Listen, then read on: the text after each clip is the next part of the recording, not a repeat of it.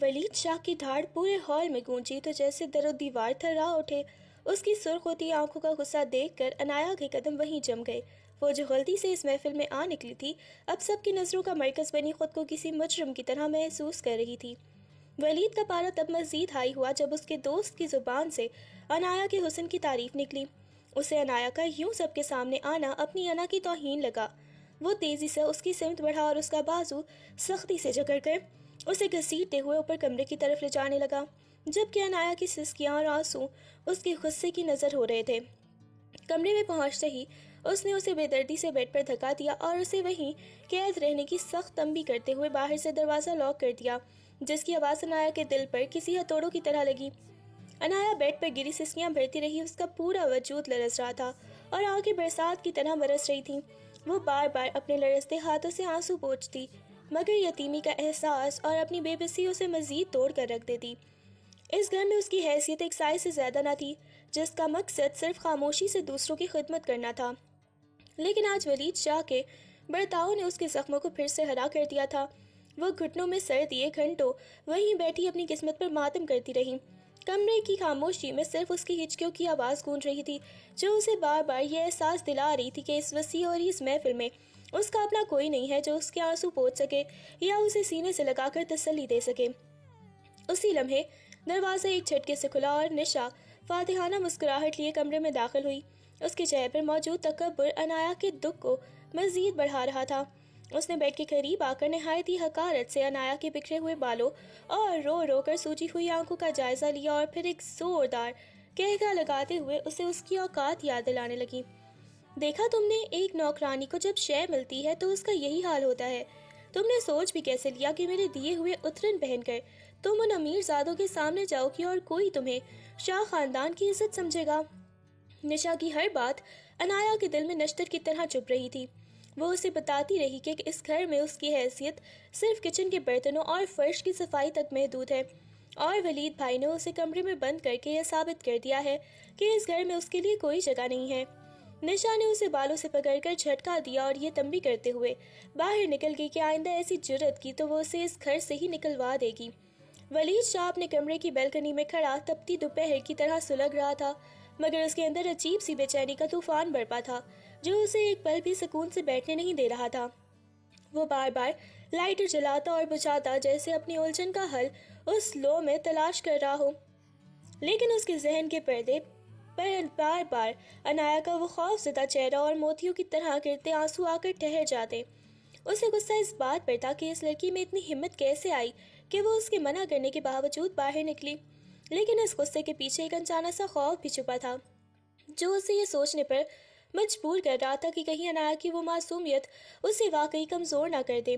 وہ جتنی بار اسے خود سے دور کرنے یا اسے نیچا دکھانے کی کوشش کرتا، عنایا کی وہ خاموشی نگاہیں اور اس کے ضمیر پر دستک دینے لگتی، اور یہی کشمکش اسے رات بھر سونے نہیں دے رہی تھی، کیونکہ اسے پہلی بار محسوس ہو رہا تھا کہ وہ ایک یتیم اور بے سہارا لڑکی کو قید تو کر سکتا ہے، مگر اس کے ذہن سے اس کا عکس نہیں مٹا سکتا۔ وہ کمرے میں غصے سے ٹہلتے ہوئے خود سے ہی الجھ رہا تھا۔ کبھی اس کا جی چاہتا کہ جا کر اسے دوبارہ دھاڑے، اور کبھی ایک نامعلوم سی تڑپ اسے عنایا کی خیریت جاننے پر اکسا رہی تھی۔ اگلی صبح بھی پوری طرح نمودار بھی نہ ہوئی تھی کہ ولید شاہ کی ماں بیگم سریا کی سخت لہجے نے عنایا کی کچی نیند کو کسی بھیانک خواب کی طرح توڑ دیا۔ انہوں نے عنایا کو کمرے سے باہر گھسیٹتے ہوئے کچن میں لا کھڑا کیا، جہاں برتنوں کے ڈھیر اور ناشتے کی طویل فہرست اس کی منتظر تھی۔ ان کا چہرہ کسی قسم کی ہمدردی سے عاری تھا، جیسے وہ رات کے واقعے کا بدلہ اسے تھکا کر لینا چاہتی ہوں۔ تمہاری اوقات ان برتنوں اور چولہے کی آگ تک ہے، جتنا تمہارا قد نہیں اس سے زیادہ تمہارے خواب بڑھ گئے ہیں۔ اب جب تک پورے خاندان اور مہمانوں کا ناشتہ تیار نہ ہو جائے یہاں سے ہلنے کی ضرورت نہیں ہے۔ ان کی ہر بات عنایا کے وجود پر کوڑے کی طرح برس رہی تھی۔ عنایا نے لرزتے ہاتھوں سے کام شروع کیا۔ اس کی کمر تھکن سے ٹوٹ رہی تھی اور آنکھیں نیند کی کمی اور رونے کی وجہ سے سرخ تھیں، مگر وہ خاموشی سے پیاز کاٹتی اور آٹا گوندتی رہی، جبکہ باورچی خانے کی تپش اس کے چہرے کی رنگت اڑا رہی تھی۔ اسے احساس تھا کہ اس محفل نما گھر میں اس کا کام صرف دوسروں کی خدمت کرنا، اور بیگم سریا اسے ایک لمحے کے لیے بھی یہ بھولنے نہیں دینا چاہتی تھی کہ وہ یہاں محض ایک بوجھ ہے جس کی اپنی کوئی مرضی یا زندگی نہیں ہو سکتی۔ ولید شاہ اپنی قیمتی گھڑی کے تسمے کستا ہوا لاؤنج سے گزر رہا تھا جب اچانک اس کے قدم کچن کے کھلے دروازے کے پاس آ کر رک گئے، جہاں تپتے ہوئے چولہے کے سامنے انایا اکیلی کھڑی کام میں مگن تھی۔ کچن کی حبس زدہ گرمی کی وجہ سے اس کے ماتھے پر پسینے کی ننھی بوندیں چمک رہی تھیں اور وہ اپنے دوپٹے کے پلو سے بار بار اپنا چہرہ صاف کرنے کی ناکام کوشش کر رہی تھی۔ ولید نے دیکھا کہ اس کے ہاتھ ناشتے کی بڑی سی ٹرے اٹھاتے ہوئے لرز رہے تھے، مگر اس کے باوجود وہ نہایت صرف نفاست اور خاموشی سے اپنا کام کیے ہی جا رہی تھی۔ ایک لمحے کے لیے ولید کا جاہو جلال جیسے ہوا ہو گیا اور اس کے دل کی کسی کونے میں ایک عجیب سی ٹیس اٹھی۔ اسے محسوس ہوا کہ وہ اتنی چھوٹی سی لڑکی پر ضرورت سے زیادہ سختی کر رہا ہے۔ اس کی نظریں انایا کے ان نازک ہاتھوں پر جم گئیں جو اب کالی کڑھائی کی تپش سہ رہے تھے۔ وہ کچھ کہنا چاہتا تھا، شاید اسے روکنا چاہتا تھا، لیکن اپنی انا اور خاندانی غرور کی زنجیروں نے اسے وہیں منجمد کر دیا۔ وہ چند سیکنڈ تک اسے خاموشی سے دیکھتا رہا اور پھر ایک گہرا سانس لے کر خود کو جھٹکتے ہوئے تیزی سے وہاں سے نکل گیا، مگر انایا کا وہ تھکا ہوا اور پسینے میں شرابور چہرہ اس کی یادداشت میں نقش ہو چکا تھا۔ ابھی ولید اپنے آفس کے عالیشان کرسی پر بیٹھا ایک اہم فائل کا مطالعہ کرنے کی کوشش کر ہی رہا تھا کہ اس کے فون کی سکرین چمک اٹھی۔ یہ اس کے قریبی دوست حمزہ کی کال تھی۔ حمزہ نے سلام دعا کے فوراً بعد شرارتی لہجے میں رات والی لڑکی یعنی انایا کا ذکر چھیڑ دیا اور اس کے سحر انگیز حسن کی تعریفیں کرنے لگا۔ وہ بار بار ولید سے پوچھ رہا تھا کہ آخر وہ چھپا رستم کون ہے جس نے ایک ہی نظر میں محفل لوٹ لی۔ حمزہ کی زبان سے انایا کا ذکر اور اس کے لیے پسندیدگی کے الفاظ سن کر ولید کے ماتھے پر بل پڑ گئے اور اس کے ہاتھ میں پکڑا پین غصے سے میز پر جا لگا۔ اسے حمزہ کا یوں انایا کے بارے میں سوالات کرنا اپنی ذاتی ملکیت میں مداخلت محسوس ہوا۔ حالانکہ وہ خود انایا کو کوئی اہمیت نہیں دیتا تھا، لیکن کسی دوسرے کا اس کی طرف متوجہ ہونا اس کو آگ لگا رہا تھا۔ اس نے بڑی ہی مشکل سے اپنے لہجے کو قابو میں رکھا، لیکن اس کی آواز میں موجود سختی حمزہ کو یہ بتانے کے لیے کافی تھی کہ وہ ایک غلط موضوع پر بات کر رہا ہے۔ ولید کا جی چاہ رہا تھا کہ وہیں سے فون میں گھس کر حمزہ کا منہ بند کر دے، جو بلا وجہ ایک ایسی لڑکی کے بارے میں متجسس تھا جسے ولید دنیا کی نظروں سے چھپا کر رکھنا چاہتا تھا۔ حمزہ کی باتوں نے ولید کے اندر ایک انجانی سی تپش پیدا کر دی تھی۔ اس نے دانت پیستے ہوئے فون کان سے لگایا اور نہایت ہی سرد اور خطرناک لہجے میں اسے مخاطب کیا۔ حمزہ، دوبارہ اپنی زبان سے اس لڑکی کا نام مت نکالنا۔ وہ اس گھر کی ایک عام سی ملازمہ ہے اور اس سے زیادہ تمہارا اس کے بارے میں جاننا ضروری نہیں۔ ولید کا لہجہ اتنا سخت تھا کہ دوسری طرف حمزہ کی ہنسی ایک دم غائب ہو گئی، مگر ولید کا غصہ ابھی ٹھنڈا نہیں ہوا تھا۔ اس نے واضح الفاظ میں وارننگ دی کہ اگر آئندہ کبھی بھی کسی محفل میں یا تنہائی میں اس نے انایا کا ذکر کیا یا اسے اپنی گفتگو کا موضوع بنایا تو ان کی برسوں پرانی دوستی ایک پل میں ختم ہو جائے گی۔ اس کے لہجے میں چھپی تلملاہٹ اور ضرورت سے زیادہ مدافعت خود ولید کے لیے بھی حیران کن تھی، لیکن اس وقت وہ صرف یہ چاہتا تھا کہ انایا کا تذکرہ دنیا کی ہر زبان سے مٹ جائے اور وہ دوبارہ کبھی کسی کی نظروں کا مرکز نہ بنے۔ فون بند کرنے کے بعد بھی ولید کے ہاتھ غصے سے کانپ رہے تھے اور اس کی آنکھوں میں وہی وحشت لوٹ آئی تھی جو یہ ثابت کر رہی تھی کہ وہ انایا پر کسی اور کی سوچ کا سایہ بھی برداشت کرنے کے لیے تیار نہیں ہے۔ رات کی خاموشی میں جب پورا گھر گہری نیند کے مزے لوٹ رہا تھا، انایا دبے قدموں اپنی کوٹری سے نکلی اور کوریڈور کی مدھم روشنیوں میں راستہ بناتی ہوئی ولید شاہ کی پرشکوہ لائبریری کے سامنے جا کھڑی ہوئی۔ اس کے دل کی دھڑکنیں تیز تھیں کیونکہ وہ جانتی تھی کہ اگر ولید نے اسے یہاں دیکھ لیا تو وہ زندہ سلامت نہیں بچے گی، لیکن علم کی پیاس اسے اس خطرناک مہم پر اکسا رہی تھی۔ اس نے لرزتے ہاتھوں سے لائبریری کا بھاری دروازہ کھولا جہاں ہزاروں کتابوں کی خوشبو نے اس کا استقبال کیا۔ اس کی نظریں الماریوں میں سجی جلدوں پر گھومنے لگی اور آخر کار ایک کونے میں رکھی اردو ادب کی ایک قدیم کتاب پر جا ٹھہری۔ اس نے نہایت ہی احتیاط سے وہ کتاب اٹھائی اور اسے اپنے سینے سے لگا لیا جیسے کوئی قیمتی خزانہ ہاتھ لگ گیا ہو۔ اس کی آنکھوں میں ایک عجیب سی چمک تھی کیونکہ یہی کتابیں اسے اس قید خانے سے ذہنی طور پر آزاد کر سکتی تھیں۔ وہ کتاب لے کر وہی ایک صوفے کے پیچھے چھپ کر بیٹھ گئی اور موبائل کی ٹارچ روشنی میں پہلا صفحہ پلٹا جہاں لکھے الفاظ اسے اپنی تلخ زندگی سے دور اور ایک خیالی اور خوبصورت دنیا میں لے جانے لگے جہاں نہ کوئی شاہ تھا اور نہ ہی کوئی اسے دھکا دینے والا ظالم کزن۔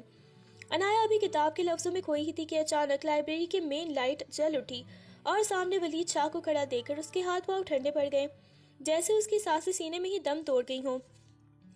ولید جو پانی پینے کے لیے اٹھا تھا لائبریری کا دروازہ کھلا دیکھ کر اندر چلا آیا تھا اور اب اس کے سامنے انایا کو کتاب ہاتھ میں لیے دیکھ کر اس کا پارا آسمان کو چھونے لگا۔ وہ ایک خونی درندے کی طرح تیزی سے اس کی طرف بڑھا اور اس سے پہلے کہ وہ کچھ صفائی پیش کرتی اس نے جھٹکے سے اس کے ہاتھ سے وہ قیمتی کتاب چھین لی۔ تمہاری یہ ہمت کہ تم میرے کمرے میں آ کر میری چیزوں کو ہاتھ لگاؤ گی، اس نے دھاڑتے ہوئے کہا اور انایا کی آنکھوں کے سامنے وہ کتاب فرش پر دور پھینک دی جیسے وہ کوئی ردی کا کاغذ ہو۔ ولید کا غصہ اس بات پر تھا کہ ایک نوکرانی کی سطح کی لڑکی اس کے ذوق اور اس کی لائبریری تک رسائی حاصل کرنے کی کوشش کر رہی تھی۔ اس نے انایا کے بازو کو اتنی سختی سے دبوچا کہ اس کے ناخن گوشت میں پیوست ہونے لگے۔ اور وہ اسے گھسیٹتا ہوا دروازے کی طرف لے جانے لگا تاکہ اسے ایک بار پھر اس کی اوقات بتا سکے۔ ولید شاہ کے ہاتھ کی گرفت اور اس کے لہجے کی تپش نے عنایا کے اندر برسوں سے دبے ہوئے خوف کو یکدم ایک عجیب سی ہمت میں بدل دیا۔ اس نے اپنا بازو چھڑانے کی کوشش نہیں کی بلکہ پہلی بار اپنی لرزتی ہوئی نظریں اٹھا کر براہ راست ولید کے غصے سے بھری آنکھوں میں ڈال دیں۔ آپ میری شکل بگاڑ سکتے ہیں، مجھے کمرے میں بند کر سکتے ہیں، لیکن مجھ سے میرے پڑھنے کا حق نہیں چھین سکتے، کیونکہ یہی وہ واحد راستہ ہے جو مجھے آپ کے اس ظلم کو سہنے کی طاقت دیتا ہے۔ عنایا کی آواز میں موجود ٹھہراؤ اور اس کی آنکھوں میں جھلکتی سچائی نے ولید کو ایک لمحے کے لیے گنگ کر دیا۔ وہ لڑکی جو ہمیشہ اس کے سائے سے بھی کانپتی تھی، آج علم کی خاطر اس کے سامنے چٹان بن کر کھڑی تھی، اور اس کی یہ جرأت ولید کی انا پرست وجود کے لیے کسی زوردار دھماکے سے کم نہیں تھی۔ عنایا نے فرش پہ پڑی کتاب کی طرف اشارہ کرتے ہوئے نہایتی وقار سے کہا کہ کاغذوں کو پھینکنے سے الفاظ نہیں مرتے، اور اس کے اس دو ٹوک جواب نے ولید کے اندر غصے اور حیرت کی ایک ایسی لہر دوڑا دی کہ وہ اسے مزید چڑکنے کے بجائے محض اسے دیکھتا ہی رہ گیا، جیسے وہ اس کے اندر چھپی ایک نئی شخصیت کو پہلی بار دریافت کر رہا ہو۔ ولید شاہ چند لمحوں کے لیے ساکت رہ گیا۔ اسے اپنی سماعتوں پر یقین نہیں آ رہا تھا کہ یہ وہی لڑکی ہے جو کل تک اس کے سامنے نظریں اٹھانے سے بھی کتراتی تھی، لیکن اس کی یہ حیرت فوراً ہی ایک شدید غصے میں بدل گئی۔ اسے لگا جیسے عنایا نے اس کی سلطنت اور اس کے روب کو چیلنج کیا ہو۔ اس کا چہرہ غصے سے تمتما اٹھا اور اس نے ایک زوردار کہکا لگایا جو تمسخر سے بھرپور تھا۔ حق؟ تم جیسی لڑکیوں کا حق صرف اس گھر کی خدمت کرنا ہے۔ تم کتابیں پڑھ کے شہزادی نہیں بن جاؤ گی بلکہ اپنی اوقات بھول جاؤ گی۔ اس نے حقارت سے کہتے ہوئے اسے ایک بار پھر کندھے سے پکڑ کر زور سے دروازے کی طرف دھکیلا۔ عنایا ٹھوکر کھا کر گری، مگر اس کی نظریں ابھی اسی کتاب پر تھی، جبکہ ولید نے اسے باہر نکلنے کا اشارہ کیا اور نہایت ہی کرخت لہجے میں تنبیہ کی کہ اگر دوبارہ وہ اس لائبریری کے قریب ہی پٹکی تو وہ اسے اس گھر کے تہہ خانے میں ہمیشہ کے لیے قید کر دے گا۔ وہ غصے میں ہانپ رہا تھا اور عنایا کے اس نڈر لہجے کی باز گشت اس کے کانوں میں کسی زہریلے ناک کی طرح گونج رہی تھی جس نے اسے اندر تک ہلا کر رکھ دیا تھا۔ نشا جو لائبریری کے باہر چھپی یہ سارا منظر دیکھ رہی تھی، اب عنایا کی اس ہمت کو دیکھ کر اندر ہی اندر خوف زدہ ہونے لگی تھی کہ کہیں ولید کا غصہ ہمدردی میں نہ بدل جائے۔ اس نے اسی لیے فوراً ایک نئی اور زہریلی سازش کا جال بننا شروع کر دیا۔ اگلی صبح جب گھر میں ناشتے کی گہما گہمی تھی، نشا نے نہایت ہی ہوشیاری سے اپنی ماں کا ہیرا جڑا بیش قیمت ہار الماری سے نکالا اور اسے کمنیز میں چھپا کر سیدھی عنایا کی اس چھوٹی سی کوٹری میں جا پہنچی جہاں وہ بھی کچن کے کاموں سے فارغ ہو کر تھوڑی دیر آرام دم لینے کے لیے آئی تھی۔ نشا نے دیکھا کہ عنایا کا دھیان دوسری طرف ہے۔ اس نے موقع پاتے ہی وہ ہار عنایا کے پرانے صندوق میں کپڑوں کی تہوں کے نیچے دبا دیا اور پھر ایک فاتحانہ مسکراہٹ کے ساتھ باہر نکل آئی۔ وہ جانتی تھی کہ یہ ہار بیگم ثریا کو جان سے زیادہ عزیز ہے اور اس کی چوری کا الزام عنایا کے کردار اور اس کے اس گھر میں موجودگی دونوں کو ہمیشہ کے لیے ختم کر دے گا۔ اب اسے بس ایک تماشے کا انتظار تھا جس کی چنگاری وہ خود لگانے والی تھی۔ کچھ ہی دیر گزری تھی کہ پورے محل میں اس بیگم ثریا کی چیخ و پکار نے زلزلہ برپا کر دیا۔ وہ اپنے کمرے سے باہر نکلی تو ان کا چہرہ غصے سے تمتما رہا تھا اور وہ بار بار اپنے قیمتی ہار کے بارے میں ذکر کر رہی تھی جو الماری سے غائب ہو چکا تھا۔ نشا نے موقع پاتے ہی جلدی پر تیل کا کام کیا اور معصوم بن کر مشورہ دیا کہ گھر میں باہر کا تو کوئی نہیں آیا، کیوں نہ سب سے پہلے اس کی تلاشی لی جائے جس کا ہاتھ ہر وقت الماریوں اور درازوں تک پہنچتا ہے۔ بیگم ثریا کا پارا آسمان کو چھونے لگا اور انہوں نے بلند آواز میں ولید کو پکارا جو ابھی ہال میں ہی موجود تھا اور اسے حکم دیا کہ وہ خود جا کر اس چورنی کی تلاشی لے جسے انہوں نے پناہ دے رکھی تھی۔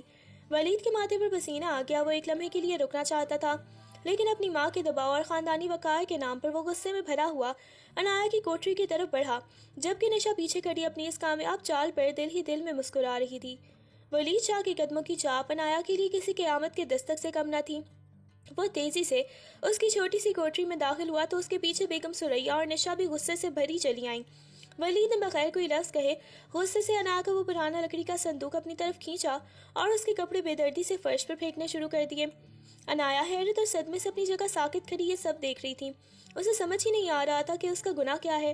ابھی ولید نے تیسری تہہ الٹی ہی تھی کہ کپڑوں کے درمیان سے وہ ہیرا جڑا بیش قیمت ہار چمکتا ہوا فرش پر گرا، جس کے گرتے ہی کمرے میں ایک ہولناک خاموشی چھا گئی جو کسی بڑے طوفان کا پیش خیمہ تھی۔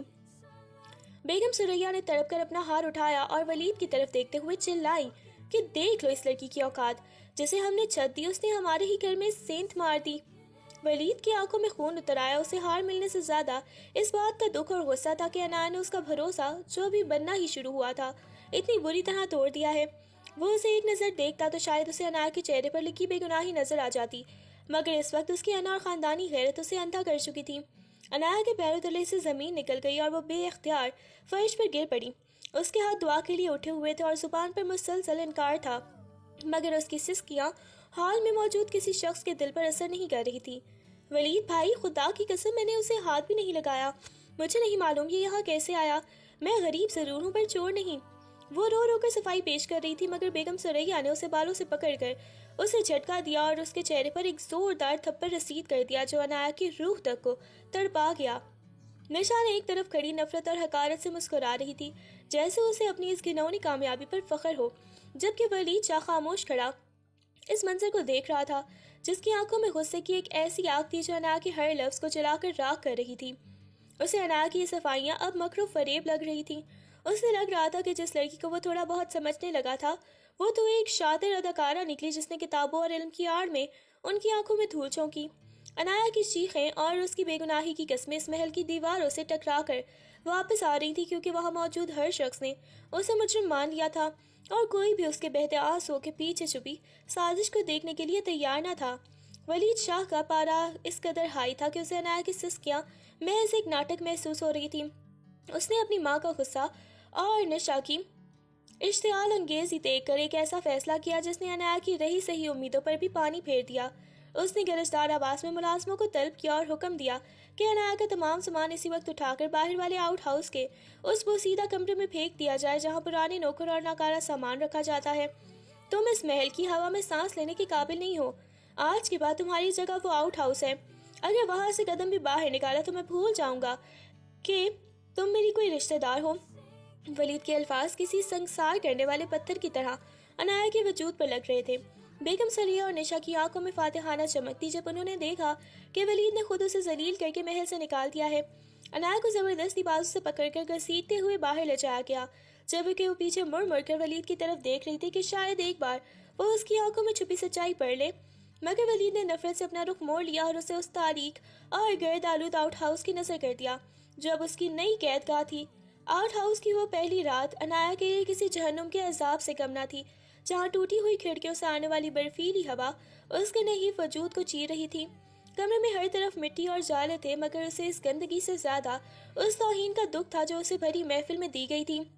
رات کے پچھلے پہر جب سردی کی شدت حد سے بڑھی تو انایا کا جسم تیز بخار کی تپش سے تپنے لگا اور وہ درد کی شدت سے وہی ٹھنڈے فرش پر دوہری ہو کر گر پڑی۔ اس کے پاس نہ تو اوڑھنے کو کوئی گرم چادر تھی اور نہ ہی پینے کے لیے پانی۔ وہ نیم بے ہوشی کی حالت میں کبھی اپنے مرحوم والدین کو پکارتی اور کبھی ولید کے اس بے رحمانہ رویے کو یاد کر کے ہچکیاں لیتی۔ بخار کی حدت میں اسے ایسا محسوس ہو رہا تھا جیسے موت اسے گلے لگانے کے لیے قریب آ رہی ہے، مگر اس ویران آؤٹ ہاؤس میں اس کی سسکیاں سننے والا کوئی نہ تھا۔ وہ تنہا، بے بس اور شدید بیماری کی حالت میں اس اندھیرے کمرے کے ایک کونے میں پڑی تڑپ رہی تھی، جبکہ اوپر محل کی روشنیاں اس کی اس بے بسی کا ملاحظہ اڑا رہی تھی۔ محل کے پرتعیش کمرے میں موجود ولید شاہ کو بھی سکون میسر نہیں تھا۔ ضمیر کی ایک چھوٹی سی خلش اسے بار بار بے چین کر رہی تھی اور اسی بے چینی کے عالم میں وہ رات کے آخری پہر پانی پینے کے لیے نیچے لاؤنج میں آیا۔ ابھی وہ واپس جانے ہی والا تھا کہ اسے نشا کے کمرے سے دبی دبی ہنسی اور سرگوشیوں کی آواز سنائی دی۔ وہ رک گیا اور تجسس کے عالم میں جب کمرے کے ادھ کھلے دروازے کے قریب پہنچا تو اس کے پیروں تلے سے زمین نکل گئی۔ نشا فون پر اپنی کسی سہیلی کو بڑے فخر سے بتا رہی تھی کہ کیسے اس نے ماں کا ہیرا جڑا ہار انایا کے صندوق میں چھپا کر اسے ولید کی نظروں میں ہمیشہ کے لیے گرا دیا ہے اور اب وہ آؤٹ ہاؤس میں اپنی اوقات دیکھ رہی ہوگی۔ ولید کے کانوں میں جیسے پگھلا ہوا سیسا انڈیل دیا گیا ہو۔ اس کا دماغ سن ہو گیا اور ہاتھ مٹھیاں بن کر بھینچ گئے۔ اسے اپنی اس حماقت پر شدید غصہ آیا کہ اس نے ایک مکار بہن کی چال میں آ کر اس معصوم لڑکی کو اتنی بڑی سزا دے دی۔ غصے اور ندامت کی ایک لہر اس کے پورے وجود میں دوڑ گئی اور وہ بغیر کچھ سوچے سمجھے نشا کے کمرے کا دروازہ ٹھوکر سے کھولنے کے بجائے سیدھا آؤٹ ہاؤس کی طرف بھاگا تاکہ اسے اپنی سنگین غلطی کا ازالہ کر سکے۔ ولید شاہ پاگلوں کی طرح اپنے ننگے پاؤں آؤٹ ہاؤس کی سمت بھاگا۔ اس کے ذہن میں نشا کے وہ زہریلے الفاظ ہتھوڑوں کی طرح برس رہے تھے۔ اسے اپنی انا اور اندھے غصے پر شدید ملامت ہو رہی تھی جس نے اسے اتنا اندھا کر دیا تھا کہ وہ ایک سچی لڑکی کی آنکھوں میں چھپی بے گناہی نہ پڑ سکا۔ جیسے ہی اس نے آؤٹ ہاؤس کا وہ بوسیدہ اور چہچہاتا ہوا دروازہ کھولا، سامنے کا منظر دیکھ کر اس کے دل کی دھڑکن جیسے تھم سی گئی۔ انایا فرش پر ایک بوسیدہ چٹائی کے کونے میں گٹھری بنی پڑی تھی۔ اس کا چہرہ بخار کی حدت سے تمتما رہا تھا اور ہونٹ پیاس کی شدت سے سفید پڑ چکے تھے۔ ولید کے قدموں میں اتنی سکت نہ رہی تھی کہ وہ آگے بڑھ سکے۔ وہ شخص جو ہمیشہ غرور سے سر اٹھا کر چلتا تھا آج ایک نحیف سی لڑکی کے سامنے خود کو کائنات کا سب سے چھوٹا انسان محسوس کر رہا تھا۔ اس نے قریب جا کر کانپتے ہاتھوں سے انایا کے ماتھے کو چھوا تو اس کی تپش نے انایا کے ولید کے پور پور کو جلا کر راکھ کر دیا۔ انایا، انایا آنکھیں کھولو۔ اس کی آواز میں وہ گرج غائب تھی، اب صرف ایک انجانی تڑپ اور پچھتاوا باقی تھا۔ انایا نے نیم آنکھوں سے اسے دیکھا مگر اس کی نظروں میں اپنا خوف تھا اور نہ ہی کوئی التجا، بلکہ ایک ایسی لا تعلقی تھی جس نے ولید کے دل کو چیر کر رکھ دیا۔ اس نے کراتے ہوئے اپنا ہاتھ ولید کے لمس سے دور ہٹانے کی کوشش کی، جیسے اس کا لمس بھی اسے تکلیف دے رہا ہو۔ ولید نے بغیر کوئی لمحہ ضائع کیے اسے اپنے مضبوط بازوؤں میں اٹھا لیا۔ آج اسے نہ اپنے خاندان کے وقار کی فکر تھی اور نہ ہی کسی کی پرواہ۔ اسے بس اس معصوم وجود کو بچانا تھا جسے اس نے خود اپنے ہاتھوں سے سسکنے کے لیے یہاں چھوڑا تھا۔ وہ اسے اٹھائے جب محل کے ہال میں داخل ہوا تو سامنے بیگم سریا اور نشا حیرت زدہ کھڑی تھی، مگر ولید کی خونخوار نظروں نے انہیں وہیں خاموش کر دیا، جیسے وہ کہہ رہا ہو کہ اب اس کے اور انایا کے درمیان آنے کی جرت کوئی نہ کرے۔ ولید شاہ نے انایا کو بڑی ہی احتیاط سے اپنے کمرے کے نرم و ملائم بستر پر لٹایا، وہی کمرہ جہاں سے اسے چند گھنٹے پہلے ذلیل کر کے نکالا گیا تھا۔ اس نے فوراً ڈاکٹر کو فون کیا اور غصے سے چنگھاڑتے ہوئے اسے جلد از جلد پہنچنے کا حکم دیا۔ کمرے کے باہر بیگم سریا اور نشا سکتے کی حالت میں کھڑی تھی۔ بیگم سریا نے جب آگے بڑھ کر کچھ کہنا چاہا تو ولید نے ہاتھ کے اشارے سے انہیں وہیں روک دیا۔ ایک لفظ بھی نہیں امی، آج آپ کی لاڈلی نشا نے جو گھناؤنا کھیل کھیلا ہے اس نے میرے ضمیر کو خاک میں ملا دیا ہے۔ ولید کی آواز میں موجود تھراہٹ اس کے اندرونی کرب کا پتہ دے رہی تھی۔ نشا جو اب تک فاتحانہ مسکراہٹ سجائے ہوئے تھی، ولید کے غصے کی شدت دیکھ کر لرز اٹھی۔ ولید نے اس کی طرف دیکھے بغیر سرد لہجے میں کہا کہ وہ اپنا سامان پیک کر لے، کیونکہ اب اس گھر میں چھوٹ اور سازش کی کوئی جگہ نہیں ہوگی۔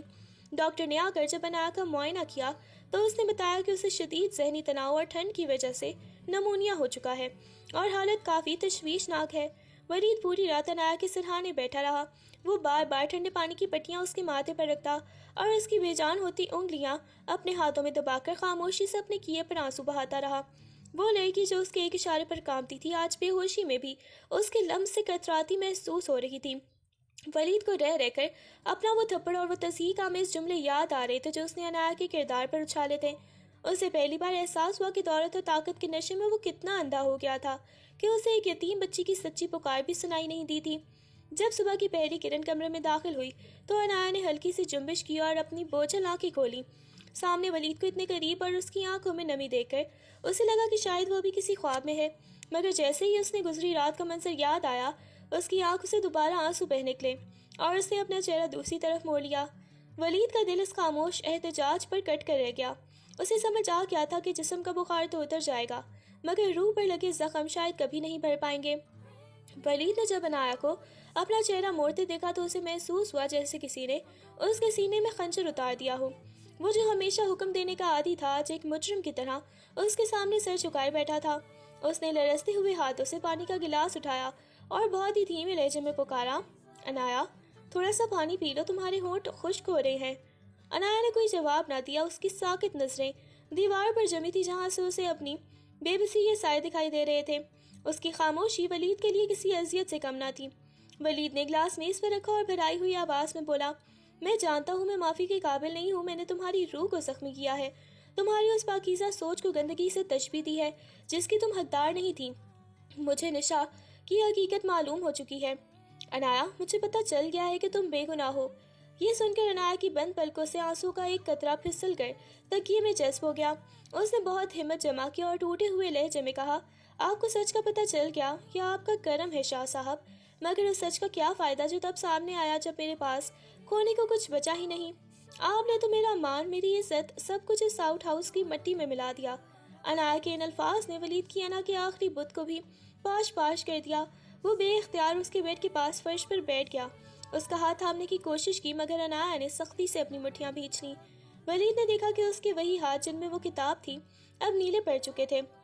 اس نے عہد کیا کہ وہ اب اسے اس گھر کی ملازمہ نہیں بلکہ اس گھر کی عزت بنا کر رکھے گا، مگر وہ یہ نہیں جانتا تھا کہ ٹوٹے ہوئے شیشے تو جڑ سکتے ہیں مگر ٹوٹے ہوئے دل کو دوبارہ جیتنا کتنا کٹھن راستہ ہے۔ اس نے فیصلہ کر لیا تھا کہ اب وہ نشا اور اپنی ماں کو ان کے کیے کی سزا دے کر رہے گا، چاہے اس کے لیے اسے اپنے ہی گھر کے خلاف کیوں نہ کھڑا ہونا پڑے۔ ولید نے اسی وقت ایک فیصلہ کن سانس لی اور کمرے میں باہر نکل گیا۔ اس کے چہرے پر ایسی سختی تھی جسے دیکھ کر ملازمین بھی راستے سے ہٹ گئے۔ وہ سیدھا لاؤنج میں پہنچا جہاں بیگم ثریا اور نشا صوفے پر بیٹھی کسی گہری سوچ میں غرق تھی۔ ولید کو دیکھتے ہی نشا نے ہمدردی سمیٹنے کے لیے اپنا چہرہ رونا بسورنا بنانا چاہا، مگر ولید کے دہکتے ہوئے لہجے نے اسے ساکت کر دیا۔ نشا اپنی پیکنگ مکمل کر لی؟ ولید کی آواز پورے ہال میں گونجی۔ بیگم ثریا ہڑبڑا کر کھڑی ہو گئی۔ یہ تم کیا کہہ رہے ہو ولید؟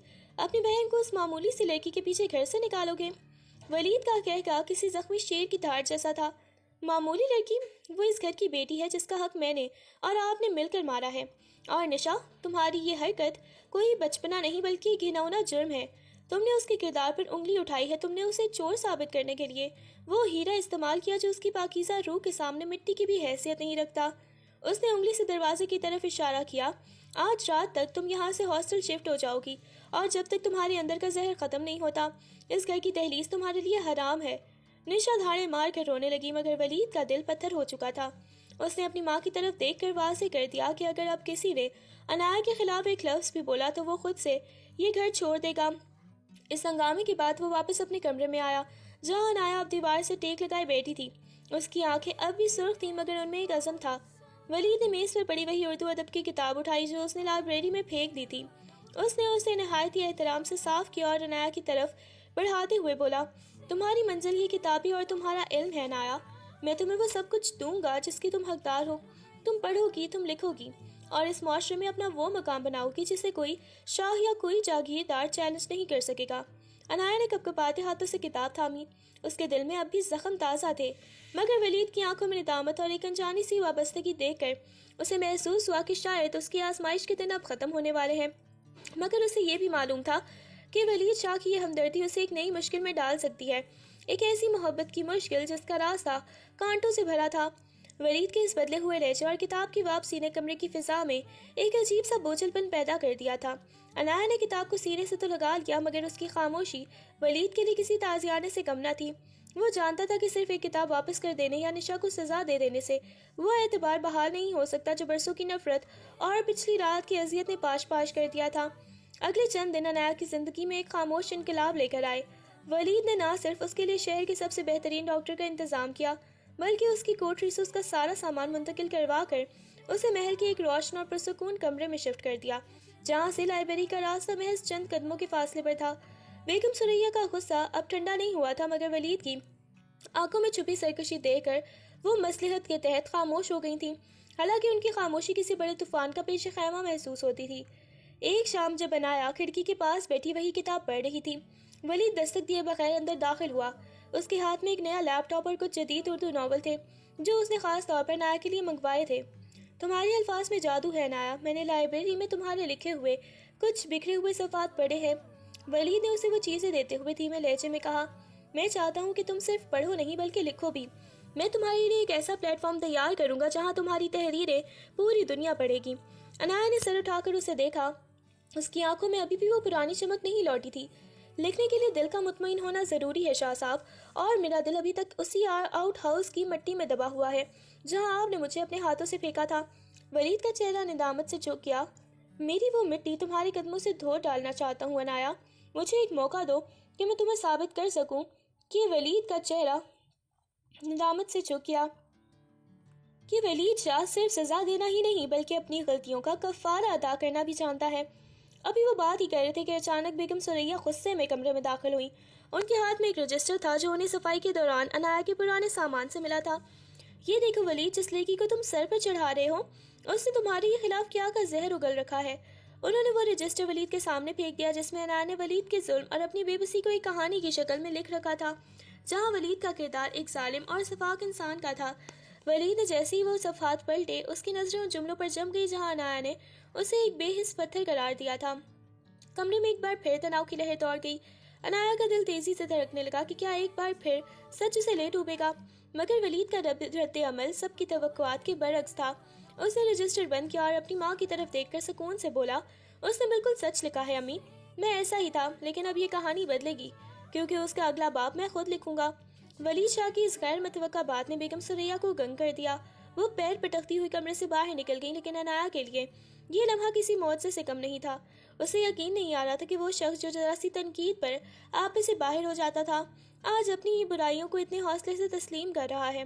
ولید نے وہ رجسٹر عنایا کی طرف بڑھایا اور اس کی آنکھوں میں دیکھتے ہوئے کہا، اس کہانی کا ولید شاہ مر چکا ہے عنایا، اب تم جو لکھو گی اس میں تمہیں ایک ایسا انسان ملے گا جو تمہارے خوابوں کی حفاظت کرنا جانتا ہے۔ آنے والے ہفتوں میں ولید نے اپنے الفاظ کو سچ کر دکھایا۔ اس نے عنایا کے لیے ایک علیحدہ اسٹڈی روم بنوایا جہاں ہر وقت اردو ادب کی نئی اور پرانی کتابیں موجود ہوتی تھیں۔ وہ اب اکثر شام کو عنایا کے پاس بیٹھتا اور اس سے اس کی تحریروں پر بحث کرتا۔ ولید کے رویے میں آنے والی اس تبدیلی نے آہستہ آہستہ عنایا کے دل پر جمی برف کو پگھلانا شروع کر دیا تھا۔ ایک دن جب عنایا اپنے لیپ ٹاپ پر ایک نئے ناول کا خاکہ تیار کر رہی تھی، ولید نے اسے ایک سرپرائز دیا۔ تمہارے پہلے ناول کا باب ایک بہت بڑے ڈیجیٹل پلیٹ فارم پر شائع ہو چکا ہے اور تمہیں اندازہ بھی نہیں ہے کہ لوگ گمنام لکھاری کے اس انداز کو کتنا پسند کر رہے ہیں۔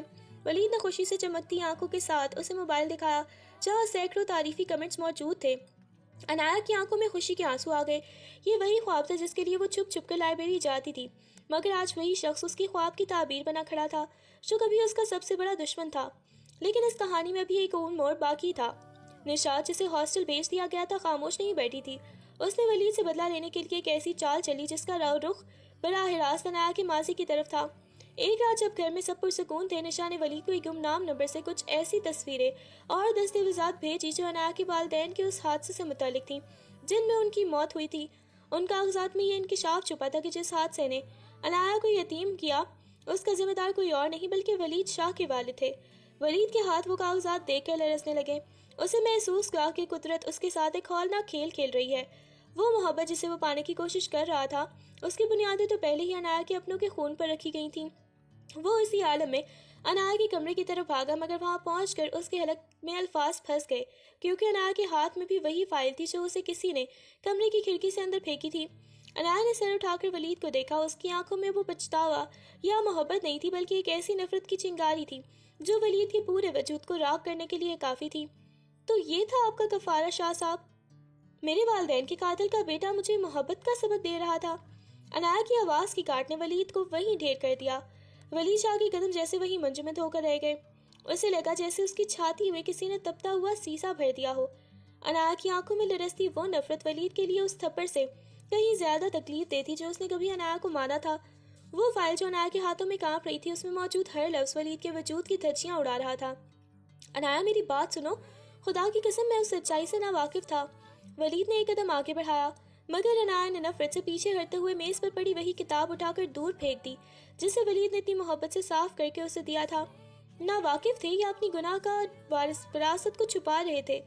عنایا کی آواز میں چھپی تلخی نے پورے کمرے کو اپنی لپیٹ میں لے لیا۔ جس شخص کو میں اپنی نجات سمجھنے لگی تھی، جس کے پچھتاوے کو میں نے سچ مانا تھا، وہ میرے ماں باپ کے خون کا وارث نکلا۔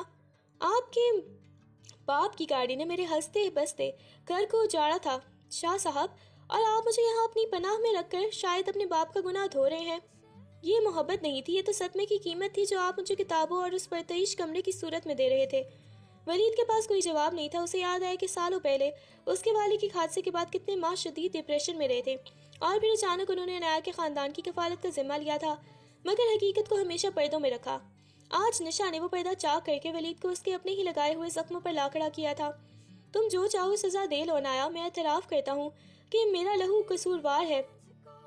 ولید کے لہجے میں اب جاہو جلال نہیں تھا بلکہ ایک بھکاری جیسی التجا تھی، لیکن اس میں میری محبت کا کوئی فریب نہیں تھا۔ میں تم سے اس وقت بھی معافی مانگ رہا تھا جب مجھے اس حادثے کا علم نہیں تھا۔ عنایا نے اپنا مختصر سا سامان سمیٹنا شروع کر دیا۔ اس کے چہرے پر ایک عجیب سا پتھراؤ تھا، جیسے اس نے کوئی بہت بڑا فیصلہ کر لیا ہو۔ اب نہ یہ محل میرا ہے، نہ یہ کتابیں، اور نہ ہی آپ کا پچھتاوا۔ میں اس گھر کی ایک ایک سانس کی مخروص ہوں کیونکہ میں نے اپنے والدین کے قاتلوں کا نمک کھایا ہے۔ میں یہ قرض اتاروں گی، مگر یہاں رہ کر نہیں، بلکہ آپ کی نظروں سے اتنی دور جا کر جہاں آپ کا سایہ بھی مجھ تک نہ پہنچ سکے۔ ولید نے اسے روکنے کے لیے ہاتھ بڑھایا، مگر عنایا کے لہجے کی برف نے اسے وہیں روک دیا۔ وہ رات کے اسی پہر اسی اندھیرے میں محل کے بھاری گیٹ سے باہر نکل گئی جہاں سے کبھی اسے دھکے دے کر نکالا گیا تھا۔ آج وہ خود نکلی تھی، مگر اس بار اس کے ہاتھ میں کوئی کتاب نہیں تھی بلکہ اپنے ٹوٹے ہوئے مان کی کرچیاں تھیں۔ ولید شاہ محل کی اس بیلکنی میں کھڑا اسے دور جاتے دیکھتا رہا۔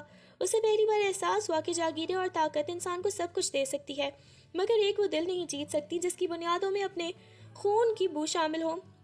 اب اس ادھوری کہانی کا اگلا باب ولید کو نہیں بلکہ عنایا کو اپنی قسمت کی سیاہی سے لکھنا تھا۔ محل چھوڑنے کے بعد عنایا نے شہر کے ایک گمنام کونے میں ایک چھوٹا سا کمرہ کرائے پر لے لیا اور ایک لائبریری میں اسسٹنٹ کی معمولی ملازمت اختیار کر لی۔ دن بھر وہ کتابوں کی گرد چھاڑتی اور رات کو اسی پرانے لیپ ٹاپ پر اپنی روح کے زخموں کو لفظوں کی شکل دے دیتی۔